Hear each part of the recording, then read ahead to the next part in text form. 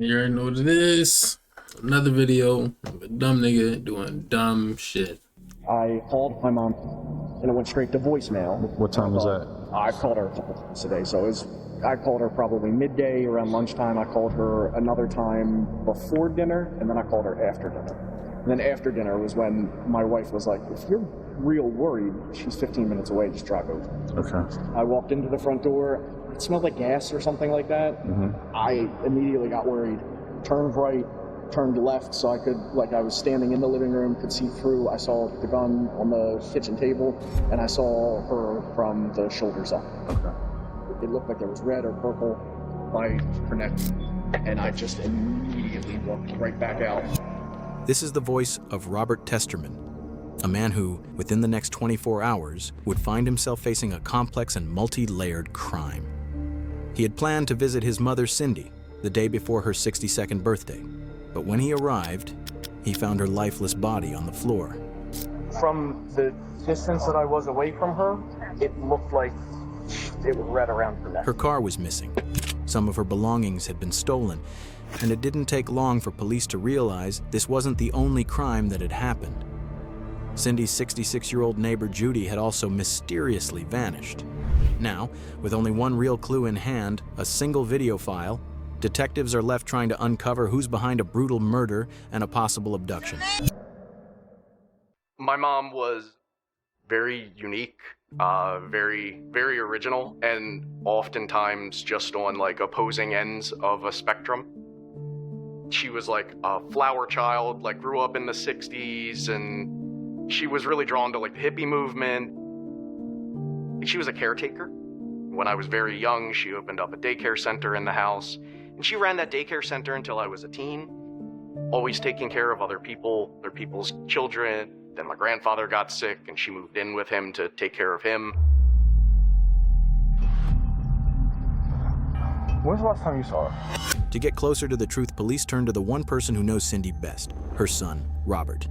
He was the first to find the scene and the one who called 911. The camera also catches him driving off in her car. Robert has no idea who this person is. He's never seen him before in his life. Now that the police have a potential suspect, they... All right, we have the murderer. Now, I'm pretty sure they know that. He's not a potential suspect. He is the guy. The one who did it all. Oh, my fault. I don't know what the fuck is happening. Kick off an urgent investigation to find out who this man is, and more importantly, what kind of connection he had to Cindy. What they don't know yet is that this case is about to take a turn no one could have possibly imagined. Detect Cindy's murder, or at least that's what he claimed. But what he did share would end up uncovering the second half of the killer's twisted crime. Who stays in this house here? That's another story. Okay. Is anyone currently here? I don't know where she's at, in a rehab or something. So I don't know where she's at. Yeah. I haven't seen her in 3 months. Now, police learn that just across the street crazy. from Cindy, a 66-year-old woman named Judy Slebzak also lived in the neighborhood. And apparently, no one has seen or heard from her in months. That's a major red flag. And you're just like, whoa, what? This is just now becoming like, okay, how does she go missing? Did she not have family? Ma'am, the car is stolen. Get the fuck out because it's stolen. We didn't say you stole it. Get the fuck out the car. It's a stolen car. A nigga sold you a stolen car. How are you not putting the pieces together, ma'am? Golly. And get the fuck out the car so they can confiscate the shit. And this to find out and see who stole it. Or, well, we know who stole it. But I don't fucking know. Fuck, I don't know how to do this shit. But bitch got the fucking car. Right now. That's crazy. Do you have the title for this? Oh no, it's okay. You're okay. You're alive. Nothing's gonna happen to you, love. You are A-okay. You are fine. You don't need to be reacting like this. You're okay. Everything's gonna be okay. You didn't do nothing wrong. There's no reason to have any sort of anxiety going on. And you know you did nothing wrong. You're okay. You're fine. After further questioning, police were Ooh, convinced get that they girl were some telling milk. the truth. They Got had that no joke. real connection to Cindy or what had happened.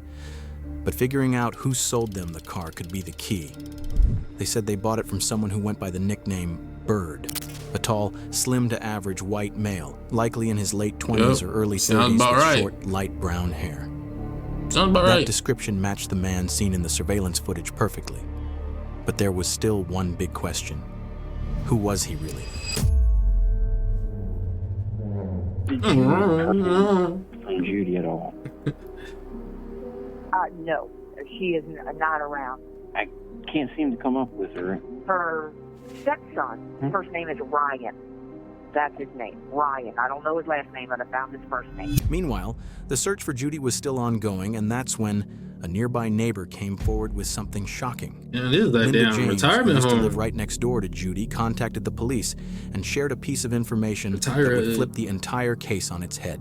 And she was gone for a couple weeks, or about a week or so, and I was told that she had gone into a rehab. I do believe she has a substance abuse problem because she has some health issues, and I think she was abusing some sex. But that's only rumors from the neighborhood. And that's when Ryan showed up again, and he was there, and he kind of told them, I'm here now, I'll take care of her. And we didn't see her except to hear a rumor that she went into rehab again. Now the police finally had a name. Ryan McGuire, 32 years old, Judy's stepson, who was supposedly staying with her to help take care of her. But now, both Ryan and Judy were missing. Investigators began digging through old reports, hoping to find anything useful connected to that name, while combing. But this isn't the end of the story. We'll return to this house later. That just scared me, By bro. the end of this video, you'll learn about the disturbing discovery that was made there. Meanwhile, Robert, Cindy's son, who was doing everything he could to find justice, suddenly remembered something. Since Cindy's wallet had been stolen and he had access to her credit card accounts, he realized he could track any recent transactions and possibly find out who had been using them. After discovering that Cindy's credit cards were missing, investigators suspected the person using them could be her killer. Robert managed to track the latest transaction, a payment made at the Deluxe Plaza Motel located at 6401 Pulaski Highway in Baltimore. Detectives rushed to the location. When they checked the motel's security footage, they were stunned. The man using the stolen cards was none other than Judy's stepson, Ryan McGuire. Things are so stupid, bro. In the footage, Ryan looked relaxed, walking around the motel like he didn't have a care in the world. Parked outside the motel was Judy's missing car, and the room Ryan was staying in was rented under the name of his girlfriend, Jessica Chamberlain. Police now had a prime suspect, and they weren't going to let him slip away. As Ryan exited the room and headed to the car, Bro, how do niggas like this be getting girls? How? This nigga's a fucking loser.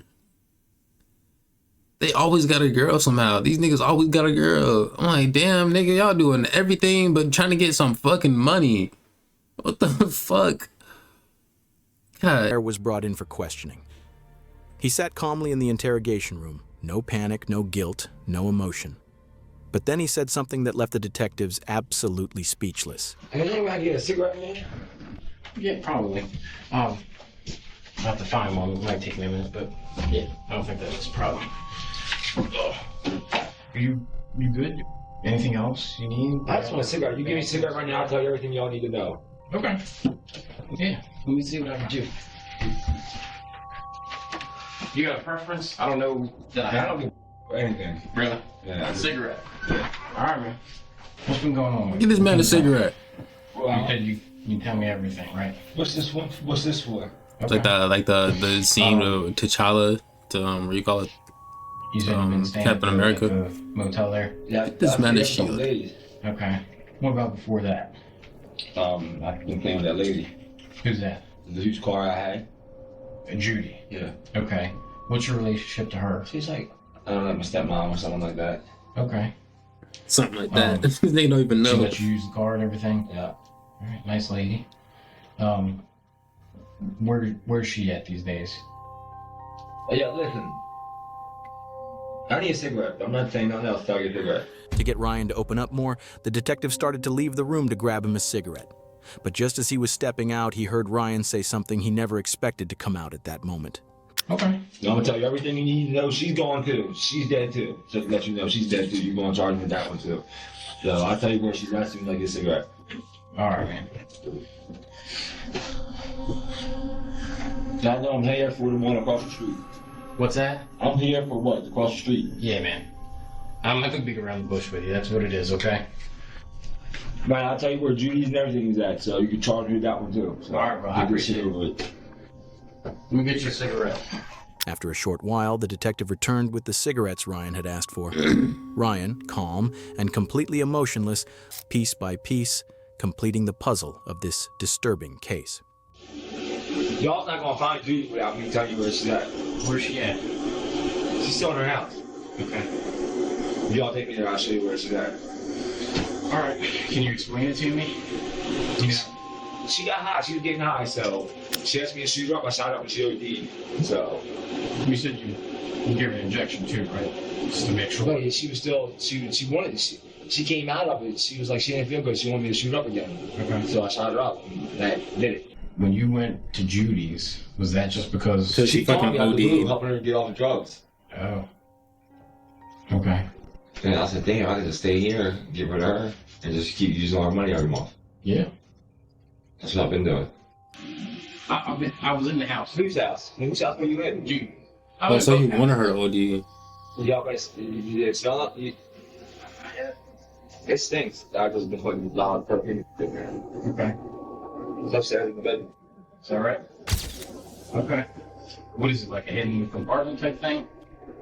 It's that outside in the bed. Where that pink towel was on. Okay. Upstairs in the bedroom. Well.